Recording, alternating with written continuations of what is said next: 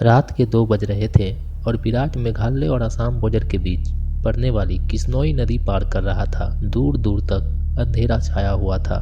एक गहरे सन्नाटे ने किश्नोई नदी को घेर रखा हुआ था और उसी नदी के ऊपर काले बादल मंडरा रहे थे, जिन्हें देखकर ऐसा लग रहा था कि किसी भी पल वह बरसने वाले हैं। नदी में घुटनों तक पानी था जो धीमी रफ्तार के साथ बहे जा रहे थे। विराट एक हाथ में मोबाइल का टॉर्च और दूसरी हाथ में साइकिल का हैंडल लिए जा रहा था।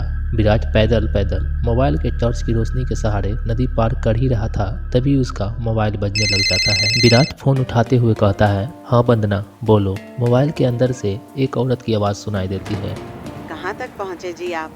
किश्नोई नदी तक पहुंच गया हूँ वंदना, बस ये किश्नोई नदी पार करूँ और मैं फिर तुम्हारे पास। क्या कहाँ किश्नोई नदी पार कर रहे हो आप? और नहीं तो क्या, अब तुम्हें तो पता ही है, बंगला मुंडा गांव से रोकंगा मुंडा गांव जाने का एकमात्र यही रास्ता है और वो भी नदी पार करके जाना पड़ता है। आपको इतनी रात में वापस नहीं आना चाहिए था, वही कोठी पर रुक जाना था। आपको पता है ना, नदी के पास वो घूमती है। विराट हैरानी के साथ पूछता है, वो घूमती है मतलब? आपको सब पता है, फिर भी आप जानबूझकर ऐसा बोल रहे। माँ जी ने बताया था ना, नदी पार करते वक्त उसका नाम नहीं लेना चाहिए, नहीं तो वो सच में आ जाती है। वंदना, तुम भी कहाँ माँ की बातों में आ गई। लगता है माँ ने तुम्हें भी याचनी की कहानी। विराट अपनी पूरी बात करता उससे पहले ही वंदना घबराते हुए कहती है, चुप हो जाओ जी है।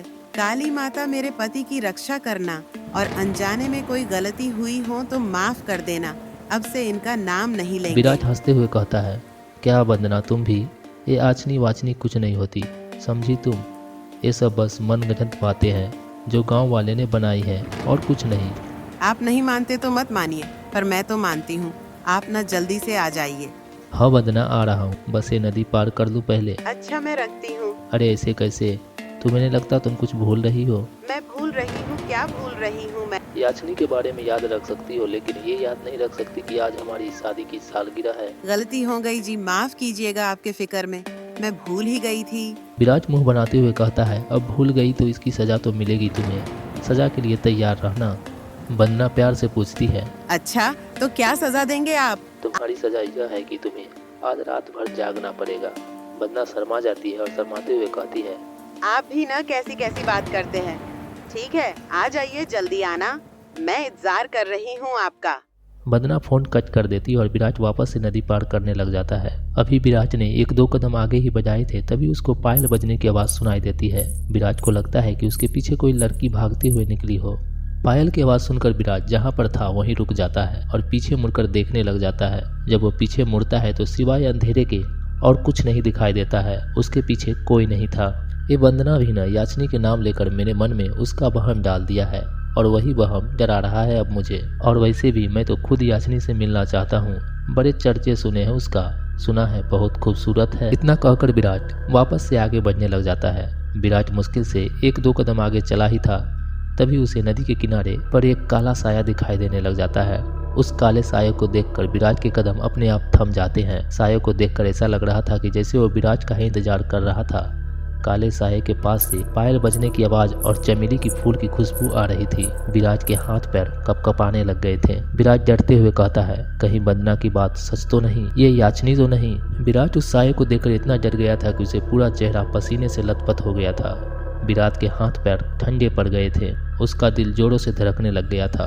उसके समझ में नहीं आ रहा था कि वो अब क्या करे। विराट डरते हुए कहता है, कौन है वहाँ पर? कोई जवाब नहीं आता है। सन्नाटा अभी छाया हुआ था। विराट अपने मोबाइल का टॉर्च उस काले साये पर मारने लग जाता है। जब उस टॉर्च की रोशनी उस काले साये पर पड़ती है तो विराट देखता है कि वो साया और किसी का नहीं बल्कि एक लड़की का था।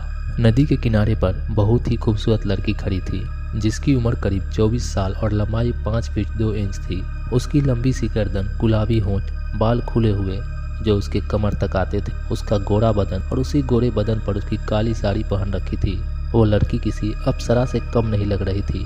वह इतनी खूबसूरत थी कि कोई भी मर्द उसका रूप देखकर अपनी हदों को भूलकर उसको बाहों में मदहोश होना चाहे। वो लड़की अपने हाथ से विराट को इशारा करते हुए अपने पास बुलाती है। उस लड़की को देखकर विराट भूल गया था कि याचनी जैसी कोई चीज भी होती है। विराट अपनी साइकिल को वहीं छोड़ और जल्दी जल्दी उस लड़की के पास जाने लग जाता है। विराट उस लड़की के पास जाकर धीरे से पूछता है, कौन हो तुम और यहाँ पर क्या कर रही हो? क्या नाम है तुम्हारा? लड़की अपने चेहरे पर मुस्कान लाते हुए कहती है, नाम में क्या रखा है, जो रखा है काम में रखा है। कैसा काम? लड़की विराज की आंखों में देखते हुए कहती है, वही काम जो तुम घर पर जाकर अपनी पत्नी के साथ करने वाले थे। तुम उसे आज रात भर जगाना चाहते थे ना? क्या तुम मुझे नहीं जगाओगे? उस लड़की की आंखों में नशा जिसे देखकर विराज सब कुछ भूल गया था। ऐसा लग रहा था जैसे वे उसके बस में आ गया हो। विराज भी उस लड़की के आंखों में देखते हुए कहता है, हाँ क्यों नहीं, मैं तुम्हें आज रात क्या कल परसों नरसों हमेशा जगा कर रखूंगा, कभी भी सोने नहीं दूंगा तुम्हें। इतना कहते ही विराज उस लड़की को अपने सीने से सटा लेता है और अगले ही पल में दोनों नदी के रेत पर